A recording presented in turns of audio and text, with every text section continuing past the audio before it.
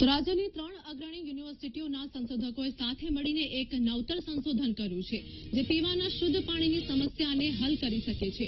વડોદરાની MS university, Gujarat technological university અને national forensic science યુનિવર્સિટીના સંશોધકોએ સૌર ઉર્જાથી ચાલતું નેનોટેક ફિલ્ટરેશન ડિવાઇસ વિકસાવ્યું છે જે બેક્ટેરિયા, વાયરસ અને રાસાયણિક અશુદ્ધિઓ દૂર કરીને શુદ્ધ પીવાનું પાણી પૂરું પાડે છે.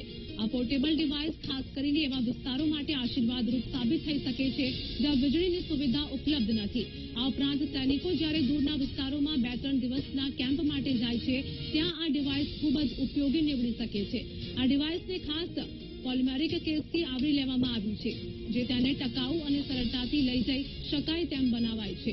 તેની અંદર કોમ્પોઝિટમાંથી બનેલું ફિલ્ટરેશન મેમ્બ્રેન મૂકવામાં આવ્યું છે જે સૂર્ય ઉર્જાથી કાર્ય કરે છે અને ખાસ વાત એ છે કે જ્યારે સૂર્યપ્રકાશ ઉપલબ્ધ ન હોય ત્યારે આ ડિવાઇસ ઇનબિલ્ટ બેટરી દ્વારા પણ ચાલે છે. આમ દિવસ હોય કે રાત શુદ્ધ પીવાનું પાણી મળી રહે છે. આ સંશોધન પાછળ 10 સંશોધકોની ટીમ કાર્યરત છે. ખાસ વાત એ છે કે તેમણે આ શોધ માટે પેટન્ટ મેળવી છે.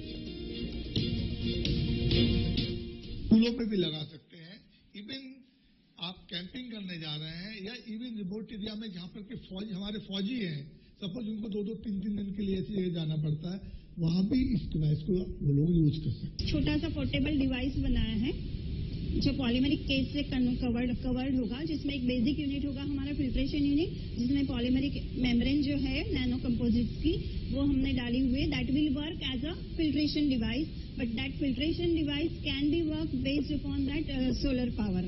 और सोलर पावर के बाद हमारा जो दूसरा कंपोनेंट है बैटरी है, बिकॉज उसी की वजह से वो फिर आगे एट द नाइट टाइम और जब इलेक्ट्रिसिटी ना हो तब वर्क कर पाएगा.